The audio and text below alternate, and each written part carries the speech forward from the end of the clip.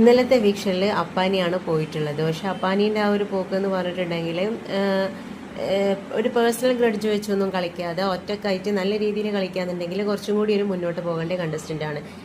ഇവിടെ സംഭവിച്ചത് എന്താണെന്ന് വെച്ചിട്ടുണ്ടെങ്കിൽ അനുവിനെ മാത്രം ഫോക്കസ് ചെയ്ത് അനുവിനോട് മാത്രം ഭയങ്കര പേഴ്സണൽ ഗ്രഡ്ജൊക്കെ വെച്ചിട്ടായിരുന്നു ചെയ്തിട്ടുണ്ടായിരുന്നത്. കാരണം അനുവിൻ്റെ ഒരു ടാസ്ക് ഉണ്ടായിരുന്നു ആ ഒരു സംസാരിക്കാതെ നിൽക്കാനൊക്കെ ഉള്ളത്. പക്ഷെ അതിങ്ങനെ പുറകെ നടന്ന് പ്രൊവോക്ക് ചെയ്ത് എടി പൊടി എന്നൊക്കെ വിളിച്ച് ഭയങ്കരമായിട്ട് വഷളാക്കിയിട്ടുണ്ടായിരുന്നു അപ്പാനി. കാരണം എത്രയായാലും അനു ഒരു പെൺകുട്ടിയാണ്. പിന്നെ എന്നുണ്ടെങ്കിൽ മൊത്തം ഹൗസിലുള്ള ഒട്ടുമിക്ക ആൾക്കാരും അനുവിനെതിരായിട്ടാണ്, അനുവിനെ ടാർഗറ്റ് ചെയ്തിട്ട് നിന്നിട്ടുള്ളതാണ്. അപ്പോൾ ആ ഒരു പെൺകുട്ടി അവിടെ ഒറ്റയ്ക്ക് നിന്ന് എല്ലാം ഫേസ് ചെയ്യാന്ന് പറഞ്ഞിട്ടുണ്ടെങ്കിൽ കുറച്ചൊരു വലിയ കാര്യം തന്നെയാണത്. അപ്പോൾ ആ ഒരാളെ പിന്നാലെ നടന്ന് ഏറ്റവും കൂടുതൽ മോശമായ രീതിയിൽ പ്രൊവോക്ക് ചെയ്തിട്ടുള്ളത് അപ്പാനി തന്നെയാണ്.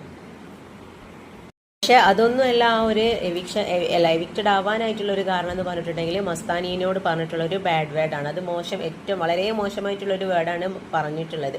പക്ഷെ ഒരാളിങ്ങനെ ഔട്ടായി പോകുമ്പോൾ പിന്നെ മറ്റൊരു വ്യക്തി ഇങ്ങനെ ഭയങ്കരമായിട്ട് സന്തോഷിക്കുന്ന ഒരു എപ്പിസോഡ് സീസൺ കാണുന്നത് ഈ ഒരു സീസണാണ് കേട്ടോ. കാരണം മസ്താനിക്ക് ഭയങ്കര സന്തോഷമായിരുന്നു. മസ്താനി താങ്ക്സ് പറയുന്നുണ്ട്. പിന്നെ ബിന്നിയായിട്ടൊക്കെ കുറച്ച് ക്ലാഷും കാര്യങ്ങളൊക്കെ ഉണ്ടാവുന്നുണ്ട്. മസ്താനി പറയുന്നത് ആ ഒരു ബാഡ് വേർഡ് പറഞ്ഞത് കൊണ്ടാണ് എന്നുള്ളതാണ്. പക്ഷേ ബാഡ് വേർഡ് പറഞ്ഞത് ഓക്കെയാണ്. പക്ഷേ ഏറ്റവും കൂടുതൽ അവിടെ അപ്പാനി പോയതിന് സന്തോഷിക്കുന്നത് അനുവാണ്. പക്ഷെ അനുവിന് പകരം മസ്താനിയാണ് ഇങ്ങനെ പൊട്ടിച്ചിരിക്കുന്നത്. ഭയങ്കര എന്താ പറയുക, നമ്മൾ പറയില്ലേ പടക്കം പൊട്ടിച്ച് ആഘോഷിക്കുക എന്നൊക്കെ പറയില്ല, ഈ ഒരു മൂഡിലായിരുന്നു ഇന്നലെ മസ്താനി ഉണ്ടായിട്ടുള്ളത്.